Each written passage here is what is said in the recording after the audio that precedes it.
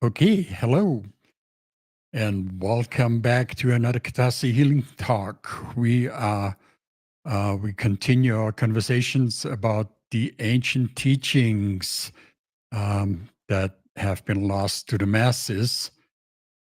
Oops, sorry, technical difficulty. I can't believe this. I prepared a book and now it's gone. Anyway, we are talking about the ancient teachings that have been lost to the masses and are now being brought back. And these are the teachings that Kay wrote about in her book. You can find more about the book following the QR code on screen or in the description below. And I am here. My name is Helmut, and I am here with our beautiful friends Laura Keddy and Laura Philpott. Hi, guys. Hello. And of course, Kay. Hi, Kay. Hi. And as I said, Kay is the author of The Weavings, and she's also the author of The Reluctant Shaman and Sacred Link, and a new beautiful book coming up very soon. Mhm. Uh-oh. You Laura, can show it. Laura's going for it. Here it goes. That's the new book, the cover of the new book, The Seven No-Nos. So keep an eye out for that. We're getting very close. All right. So today's theme of the ancient teaching specifically is to know and feel that all things are of love, alive, sovereign, individual, unique piece of Creator. And I can't wait. Let's jump in. Kay, you want to get us started? Mhm. Yeah. Hi, hi again, everybody, and enjoy. Okay. So there's some of these things get really difficult to talk about in detail in modern languages because we have excluded all of these kinds of things from our lives. So it's excluded from our languages. That's one way people have been controlled and controlled to like change from their ancient teachings to an invading force and going with that invading force's religion instead. And they change the language. My teacher Chia used to talk about um,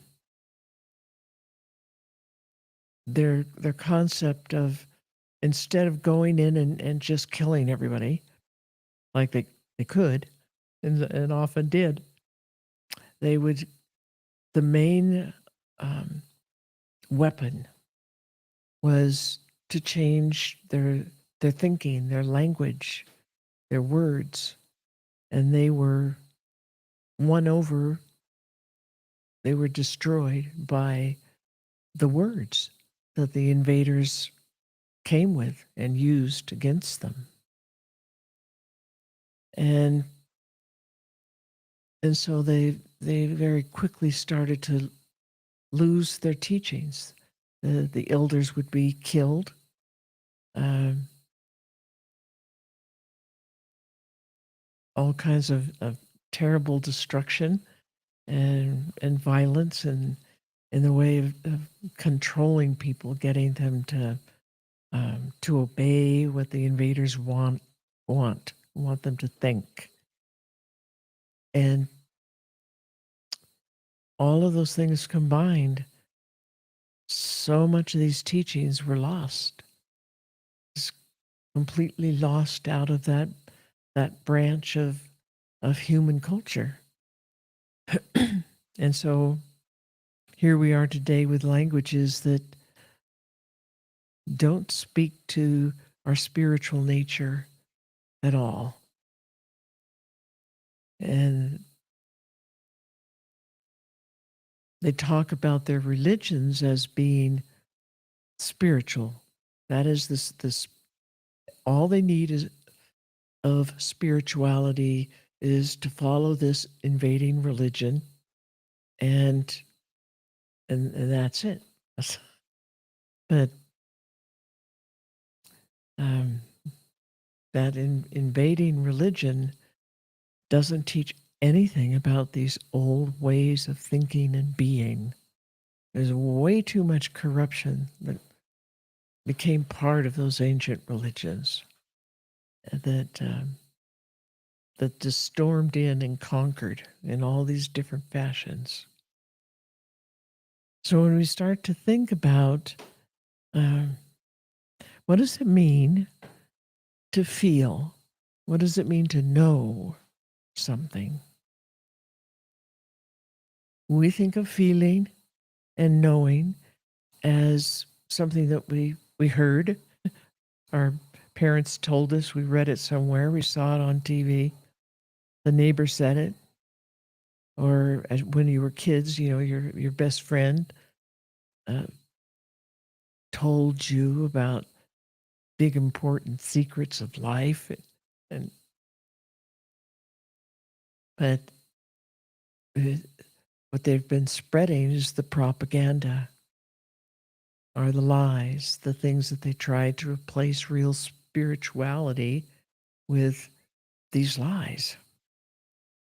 Real spirituality is knowing about what love is, real love, unconditional love, knowing what aliveness is. What is sovereign? What does it mean to be sovereign? What does it mean to be an individual? What does it mean to be unique? What does it mean to be a piece of creator? In these ancient ways of thinking, living, being, it's all about feeling and knowing. And you come to the knowing of it through the feeling. Yes, you use some words and you describe things and you have your own stories and metaphors, and certainly they did way back before the flood.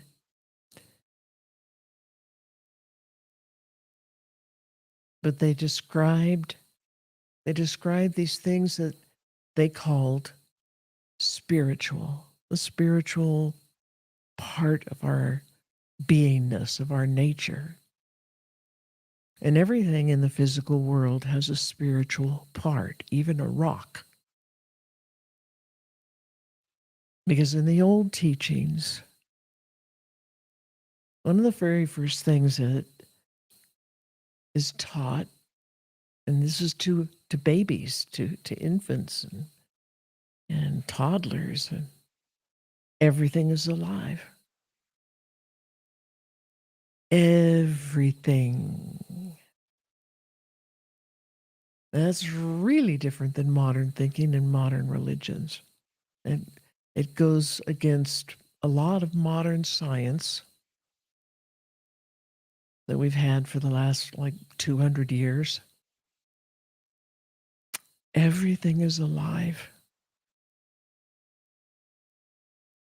And you can find out for yourself that this is a truth. This is a cosmic truth.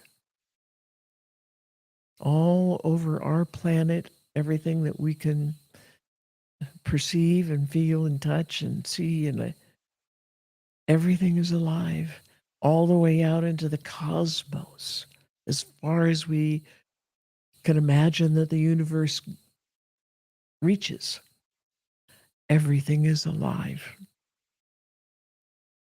And you can feel it. You can feel the aliveness. And they teach that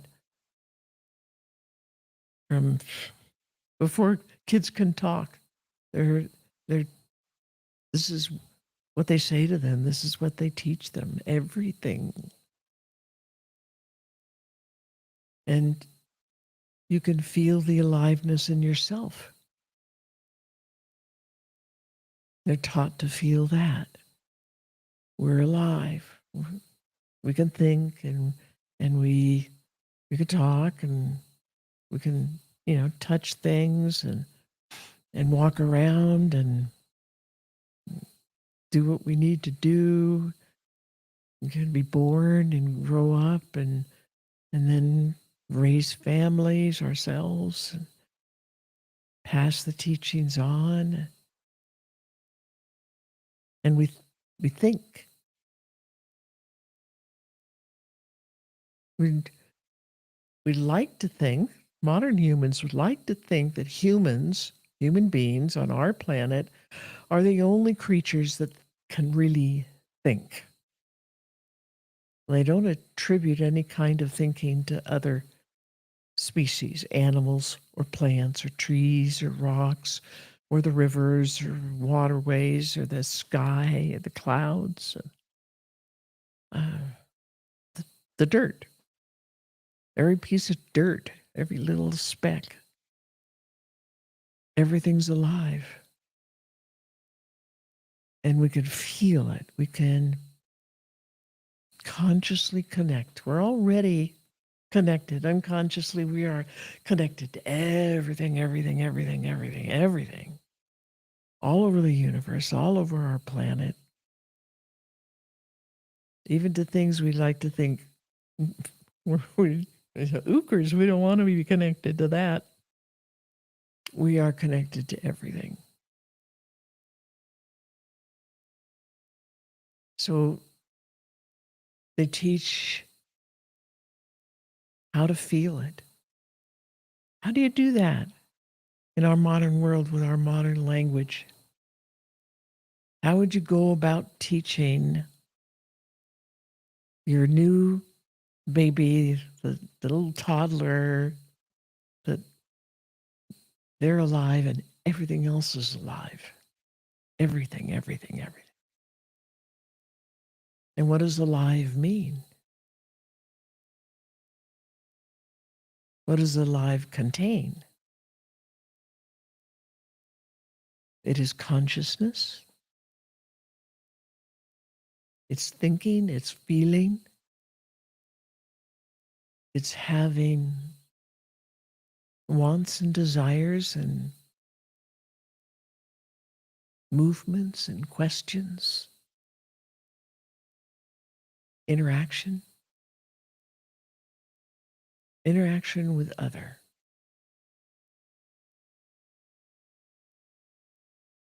They taught their kids you can interact with all this other life. The air is alive. The dirt you plop yourself in as a little kid and start digging, that's alive. I remember when I was little, my parents were just like everybody else's modern parents. Didn't teach any of this kind of stuff. But when we're born, we're born remembering, knowing these things, knowing about the aliveness, and we can perceive it, we see it, we feel it. And I remember still being in my diapers. It took my teachers, Chia and Demano, especially Chia, to take me through different exercises and ceremonies to finally get me to remember. And what I remembered was sitting in the backyard off the porch by the blackberry bush in the dirt. And it was kind of wet. It had been watered. And so there was mud. And I was digging around in it. And it was beautiful. I could see all these colors and glowing and sparkling. And it felt like music. I think I could hear it, but I'm not 100% sure that part of the memory. But it was like there was music, and there were all these little grains of dirt and the water in the dirt, and there was some bugs, and there was little bits of some plants and stuff, and everything was alive, and I was talking with it, and it was talking to me. And I remember understanding the conversation and what they were saying, how it was so magical and so beautiful. And of course, my mother came out the door, saw me. I was covered in mud. She had just got me into nice, clean clothes and was going to drive us off to some place with her two clean children. But uh, I never managed to stay clean when I was little.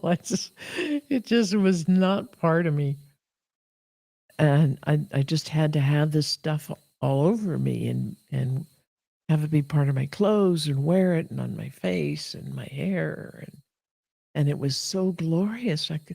I I kept holding it out and saying like, "See, can't you? Don't you see that? Don't you? That's so. It's miraculous. It's miraculous. It's a magic. Don't you see it?" And of course, she didn't. She just flaked it off of me and picked me up and put me inside, got me washed up.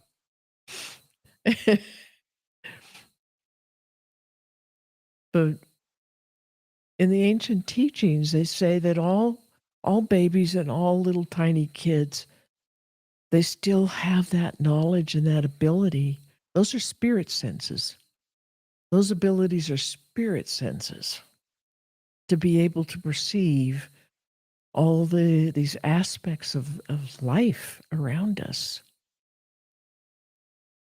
And we have that. It's natural for us. We just outgrow it. We're taught how to forget about it and to hide it and pretend it doesn't exist and truly, truly forget all about it and leave it behind. Because that's for babies. That's not, you're growing up. You can't be like that. You can't talk that way or act that way. It gets taught out of us. So, this aliveness to perceive it, to feel it with our physical bodies, feel it with our spirit senses, feel it with our thoughts.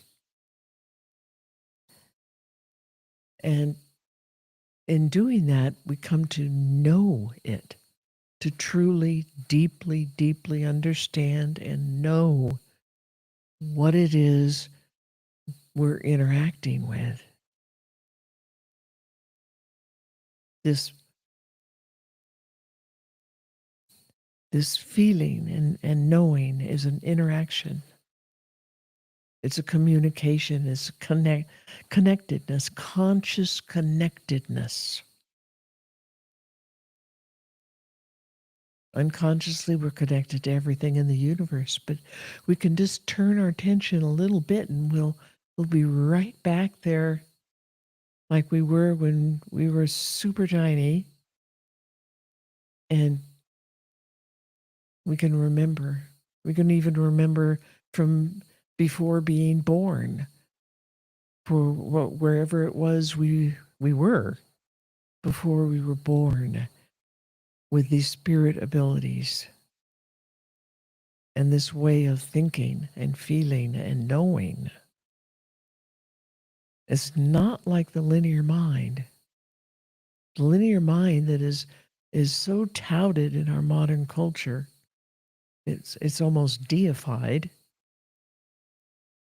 It is not our boss. It is not our greatest talent. It is a tool. And if we learn how to use it right, it is an exquisite tool. But it does not run our lives, does not dictate to us, does not tell us what to do or how to do it or what something is. It can organize thoughts and information, especially if you teach it how to do that. It can do that well.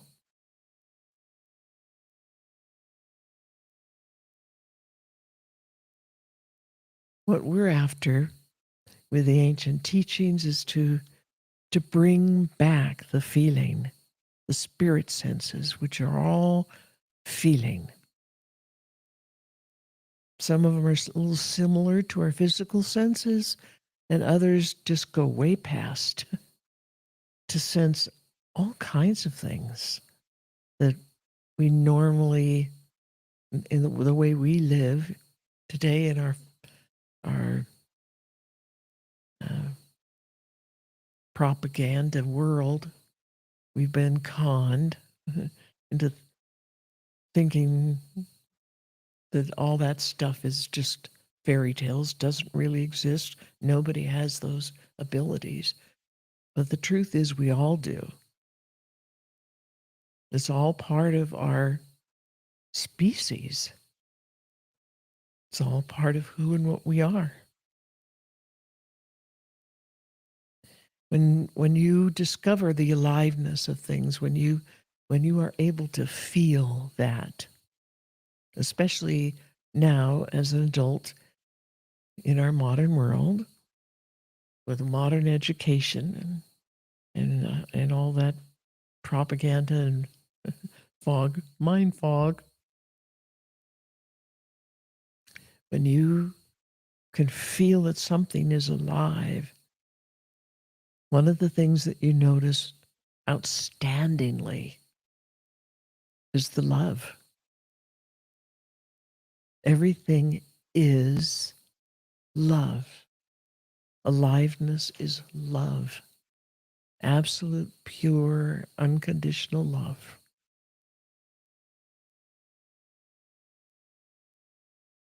So, as a modern adult coming to these teachings, you feel the aliveness, you feel there's a little difference between all the different kinds of aliveness. And this person's aliveness feels different than that person, and it's different than the tree, and it's different than the rock.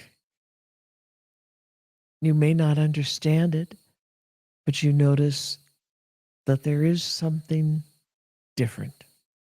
You probably can't describe it because we don't have any words in our language that start describing this stuff. But you can feel the love. And there's no conditions with this kind of love. No conditions. No strings attached, no price to pay. No price to pay in some kind of surprise event later on. You didn't see coming. All that stuff is conditional love. Our modern world, that's all it knows is conditional love, with a great big back door so that you could turn around and run away and be as rude as you want to be and just disappear.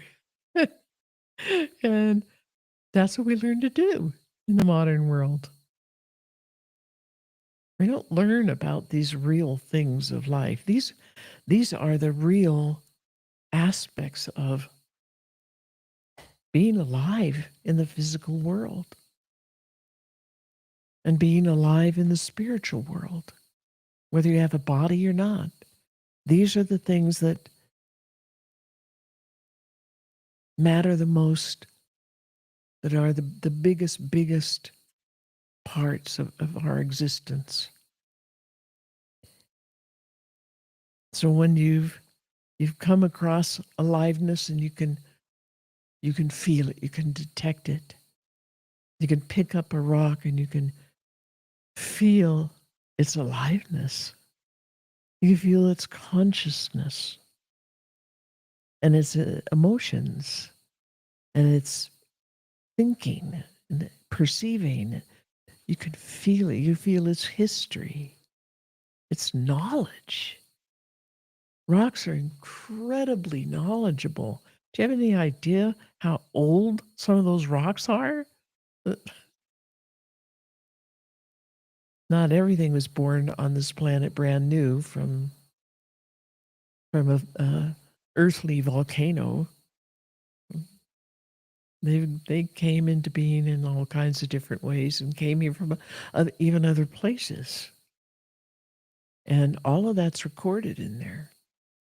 They remember everything. And they will tell you, they'll teach you, they'll show you. They'll have you feel and and and perceive, sometimes remember these things they've recorded. And we come to sovereignty. What is sovereignty? Sovereignty. In our modern culture, we think of something that's sovereign is the big boss at the top of the hierarchy, the most important person, the most knowledgeable person who has power over, control over, and rules everybody else and all this land and all the resources and all the animals and plants and everything. The ruler, big honcho ruler. That has nothing to do with real sovereignty. That's a modern concept. Real sovereignty is held within each individual, each living, loving individual. They are sovereign. They are their own king or queen. They are their own ruler, their own preceptor, watcher, noticer. They are their own boss in every way. And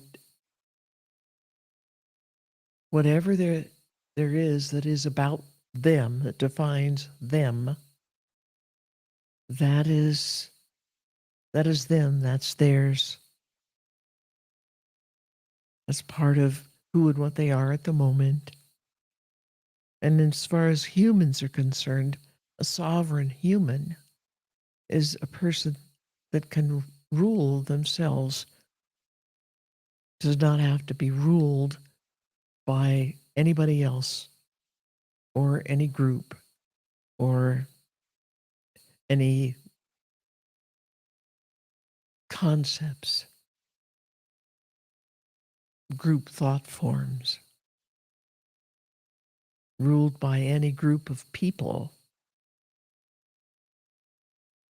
whether they're considered religious or holy or sacred or something like that in modern culture,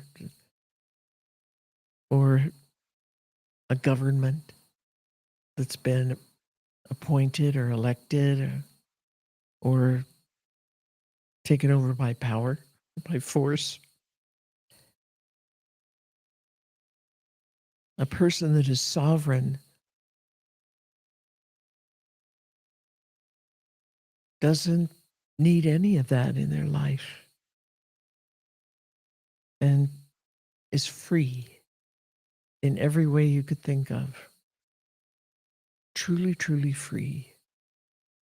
And when the ancients say free, they don't just mean they're not under the rule of a dictator.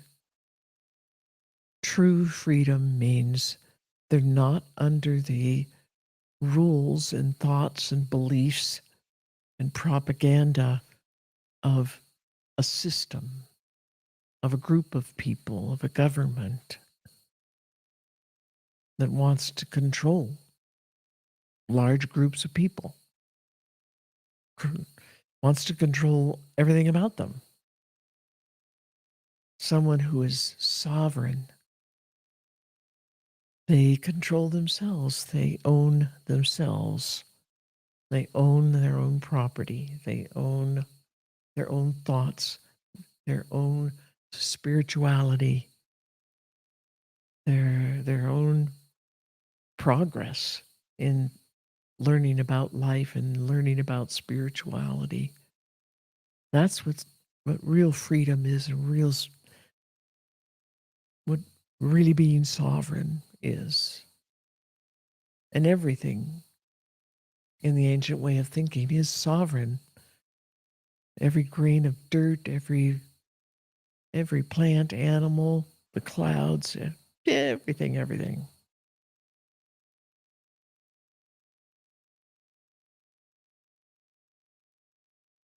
In modern culture, there's a lot of people who want to have control over huge amounts of land and people and resources. And they want control over each individual. And they want the individuals to be a lot alike each other, a lot like their neighbors. Think all the same way, eat the same way, feel the same way, believe the same way. And that's not what individuals do. Someone that is sovereign is individual. In the ancient ways of thinking, when everything is coming from Creator and it's becoming an individual, it's becoming a unique individual, which is a piece of that Creator. As the Creator birthed everything in creation that we could imagine, everything is a unique individual piece of Creator that is sovereign. It is of love, meaning the core of its existence. It's subatomic molecules. It's a field of energy, of aliveness. Everything is unique. It's unique and alive. An individual, unique piece of Creator. We're all connected, extremely deeply connected. We're all part of Creator. In that sense, we're one. But the ancients didn't use that term very much. And nowadays, the term is turned to mean something very different, meaning that if we are all one, then there are no individuals. And that's what modern cultures and dictators want you to think. We are all one. You lose your individuality, you lose your uniqueness, you lose that feeling of aliveness and the special uniqueness of the aliveness. We call that our signature. If we were all one, we'd just melt into a great big blob of Creator and not be the world at all, not be a matter as we know it in any sense of the form.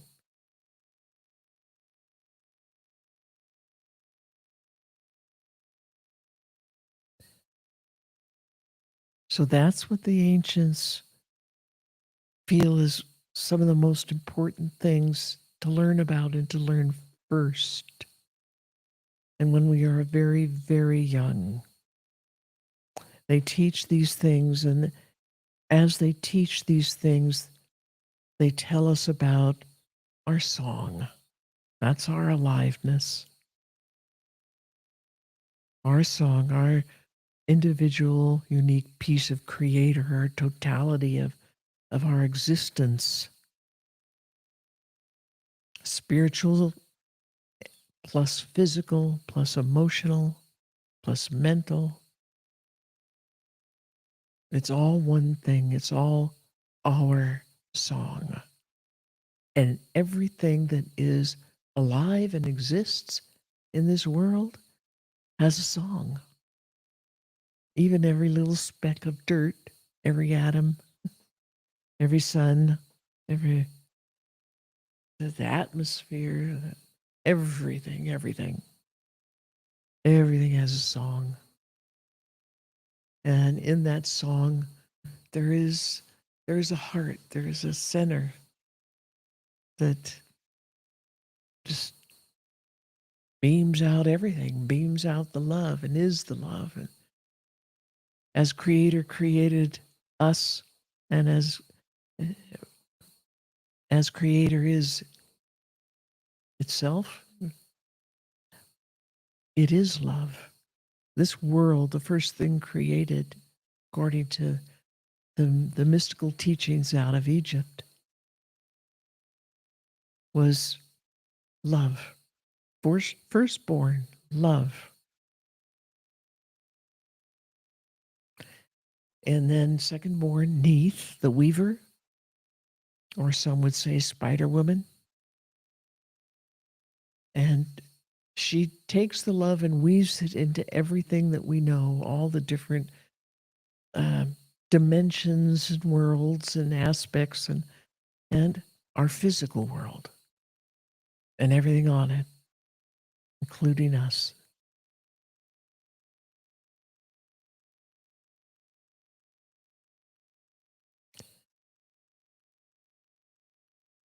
So that's why we honor those words and those teachings and what they really, really mean.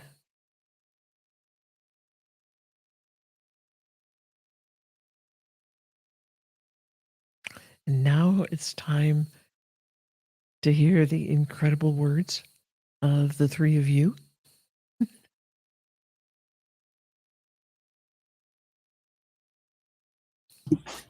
I'll go first. Well, I'm going to admit something. When I first started these teachings, I felt alone and separate. You know, when you filter your world through perceived fears, you know, it's not that I can't remember when, like, actually my first memory, I was like probably 6 months old. I looked up and I felt so much love. I was looking at my great-great-grandmother, Kenna. And that's the first memory I had. And then somewhere in between, well, that's the first memory. And then literally there's years that's gone. You know, that all can how can you remember 6 months of age and then all the rest is gone? Well, that's when I started to get programmed. I started to get fear into my life. And when you're running your life through the filter of fear, then you're weak and small and powerless. And that's what I came into Katasi teachings with. But, you know, I really feel like the teachings are an act of healing every single day. Because the first thing we learn is to start to feel who we are, who and what we are, that unique individual piece of Creator. And as you do that, you start to feel that aliveness that's around you. And I'm here to tell you, we are not alone ever, and we are not separate. I know that now. I felt it. I've had the first time I felt that love, just the unconditional love, just totally fill me, and it started at my heart and just expanded. It was so amazing, and to know that was always there, always present, and get a little helper already. Time to stretch and say hello, Jasmine.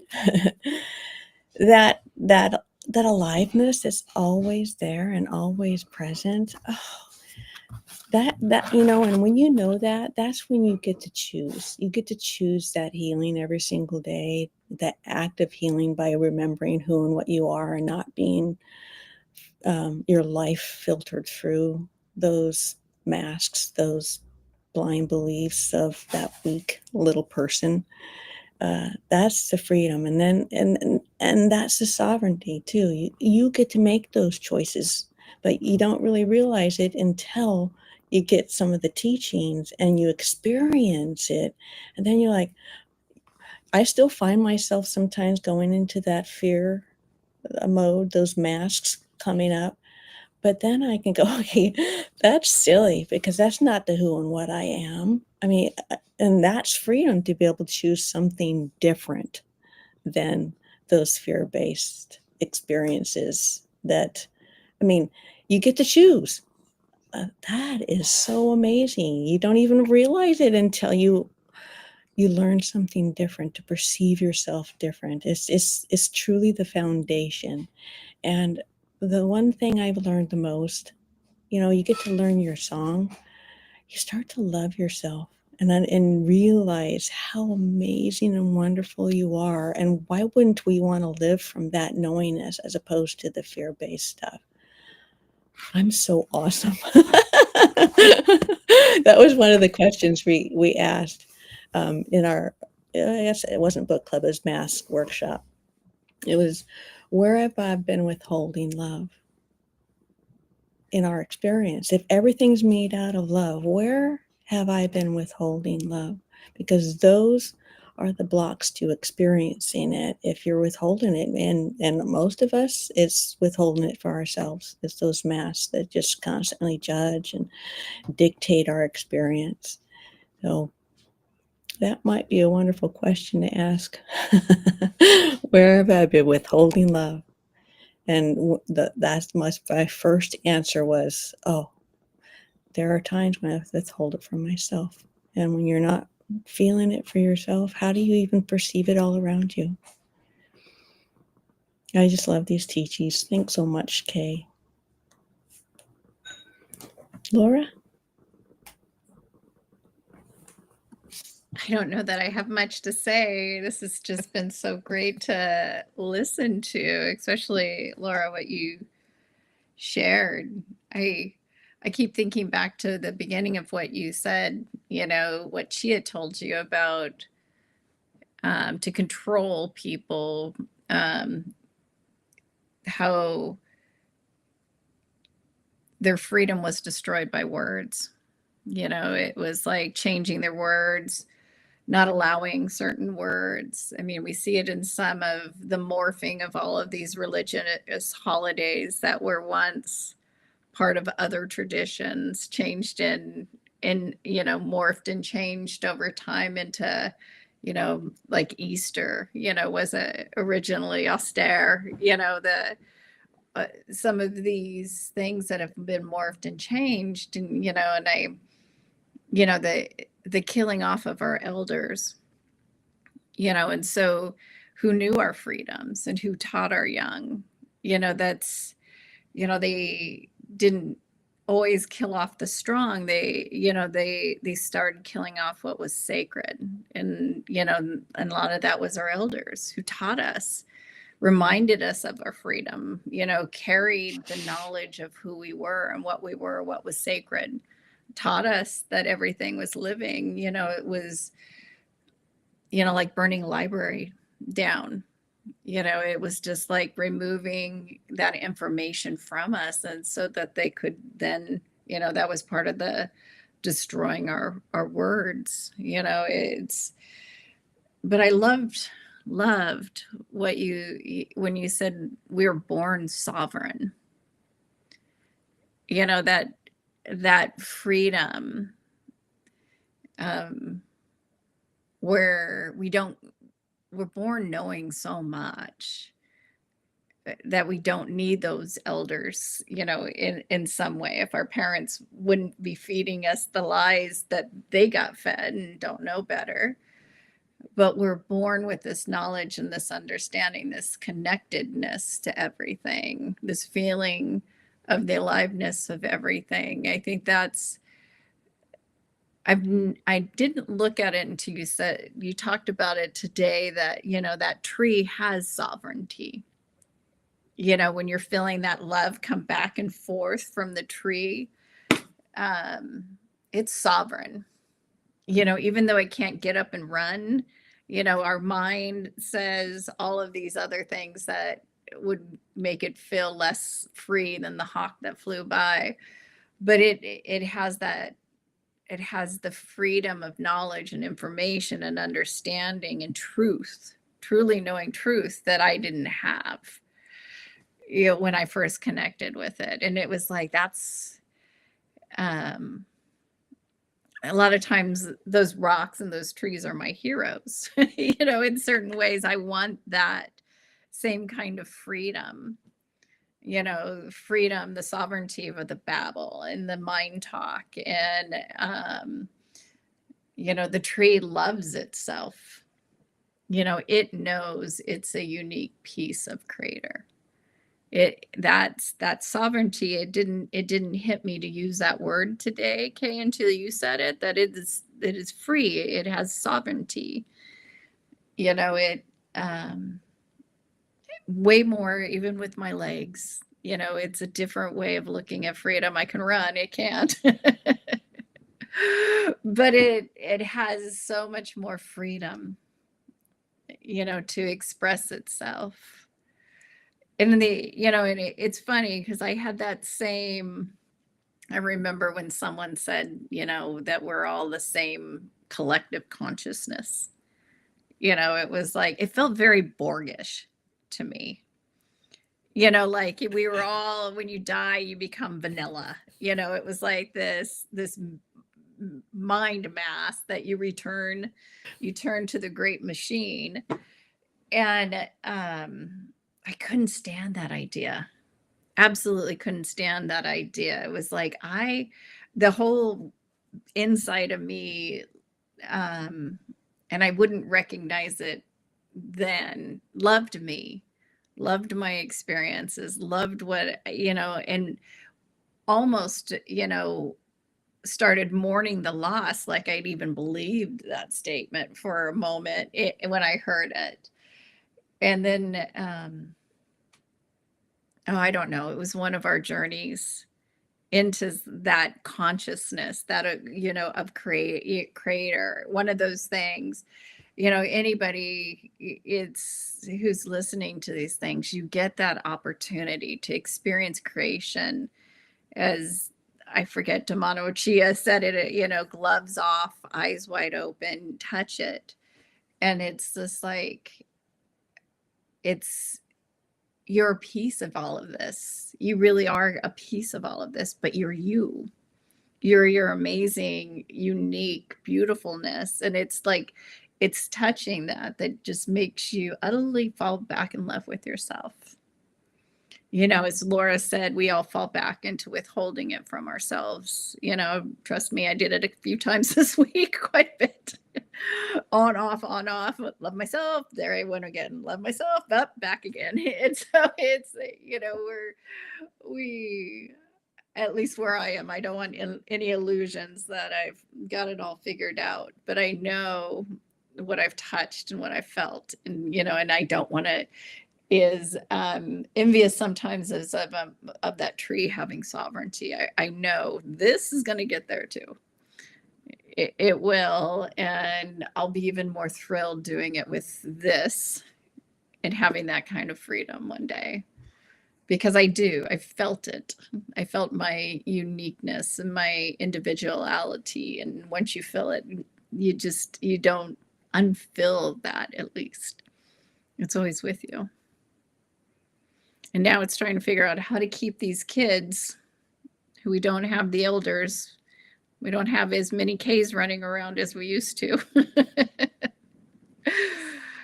But let all of our children in these next generation stay connect. We'll get there. Thanks, Kay. Mhm. Definitely. Helmut.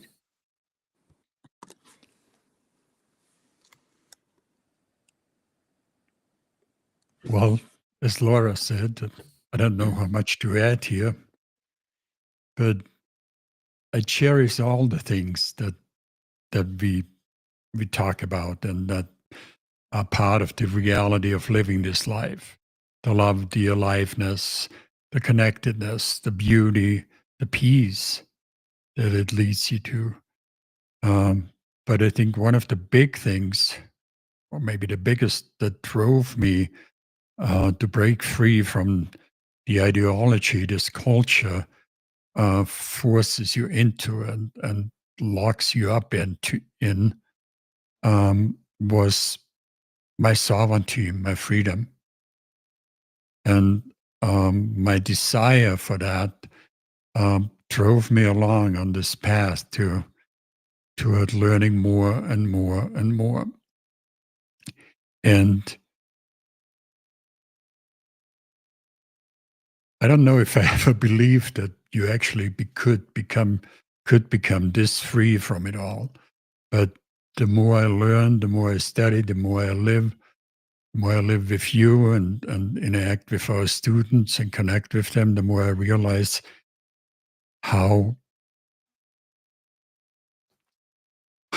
easy it is possible to actually attain that and live that way. Maybe easy isn't the right word, but it's possible. And even in a culture that continues to try to stay stuck in their beliefs and their convictions. We had a talk recently, Kay and I, about a friend of a friend, a dear friend of a dear friend, who is a devout Christian. And we know how deeply he judges us and our way of life. And then one of the things we said, we discussed a little bit, was how Christianity is, this may not be politically correct, but how Christianity is a minor offshoot of the ancient teachings, and a very distorted one at that. And when I look today at our friend's friend and our and Christian groups in general and how they judge and pretty much condemn anybody with our beliefs that there isn't one Lord, we don't have a Lord or Savior, we are our own saviors and we live our own freedom. And that is kind of frowned upon in those circles. But I'm not saying one is better than the other. It's just that's their way. This is ours. And I enjoy this, learning this way and living this way more and more so very much. And of course, being part of helping Kay and everybody to be able to study these and discover all this for themselves. So thank you, everybody.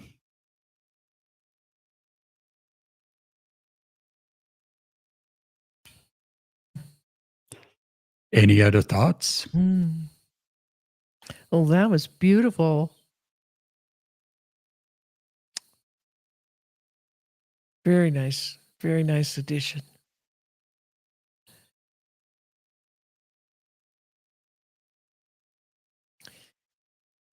And I like what you added, Helmut. I understand that it could feel very rude or politically incorrect to some people. But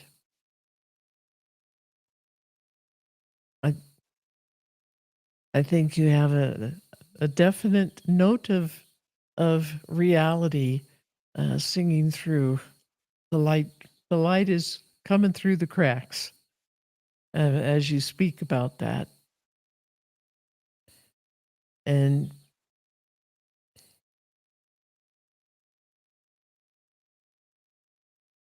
we have spent so long with so many different controllers, the dictators, the controllers of mind and controllers of thought and feeling, and all the social rules,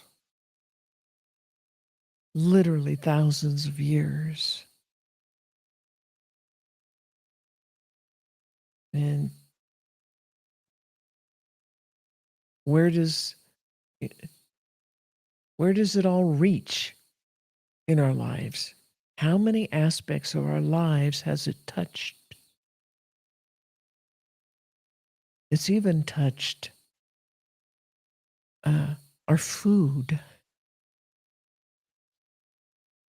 what we decide to eat, not to eat, drink, what we consume in different ways.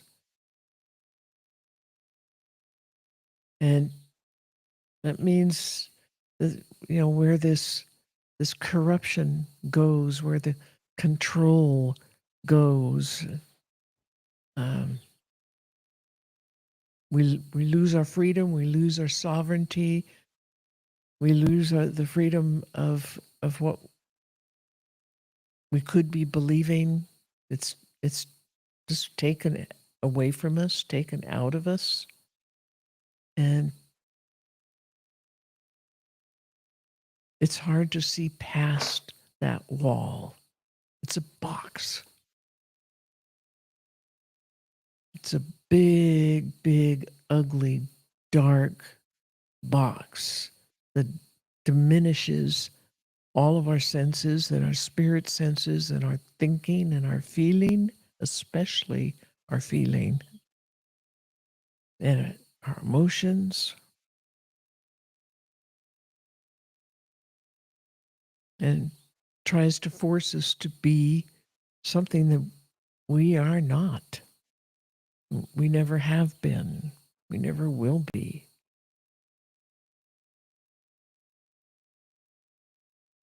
And for us, for these teachings, and you kind of look around today and on the internet, and everybody's talking about freedom and being able to live free and openly and have open everything, open markets, open true open free markets, and true open abilities to grow food in a regenerative and natural, living, loving way. And all kinds of other things, what we teach, how we have these institutions and organizations, and our productivity. It just goes on and on and on into every field.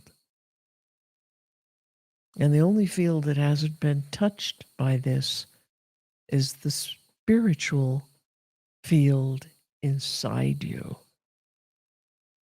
Your spiritual abilities have not been changed or tainted.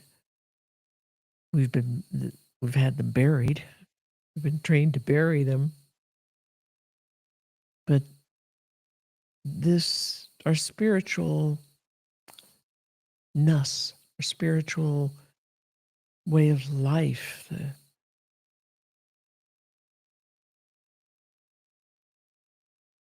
everything that is eternal about us, that's what we call our song. That's the truth inside, the aliveness and the love that's inside everything. And for us, real freedom reaches there. We have to be free there. We've been in our own little mini boxes. We're in a giant cultural box. And every other kind of cultural aspect, box after box after box. But each person has their own internal box full of the way we think, what we learned how to believe, all these blindly held beliefs that we've never challenged. And they take away all of our power and our joy and our love, and keep us from being able to think properly or deeply. Takes away our ability to feel, which is a spiritual aspect of our beingness and our spirit senses. We need to break out of the boxes. We need to be free of our little interior dictating boxes to really know and understand and feel our sovereignty, our freedom, our aliveness, our unique signatures, the unique individual piece of creator that we actually are, and how incredibly powerful that is, and how all these things are so, so, so full of love, unconditional love. When we touch that, nothing can harm us, nothing can change us. It doesn't matter what happens in the politics. When we're out of that box, we are truly, truly, fully free. That is real freedom.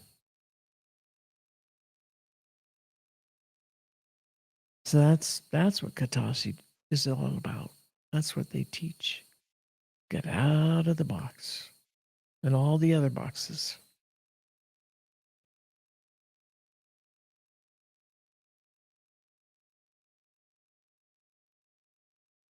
That was beautiful. Thanks for adding that. Thank you. Any other thoughts? Ladies? Jasmine? She gets so juiced up when we start talking about love. She does. Oh, thank you. And the other cat, Boo, gets He was- juiced up. But He was must crying in the background. Oh. He's on his way in. All right. Thank you, beautiful ladies. Thank Mm. you. Thank you, kiddies.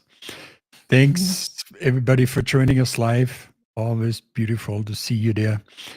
And if you like what we do, just subscribe to the channel, comment, share. And more information about the teachings and about the book that we mentioned is down in the description. So you can find all the links and go to all the beautiful places and dig in. And we see you again next week. Okay. Love you. Thank you. Love you, everybody. Thank you, everybody. Laura, Helmut, everybody out there. Love you.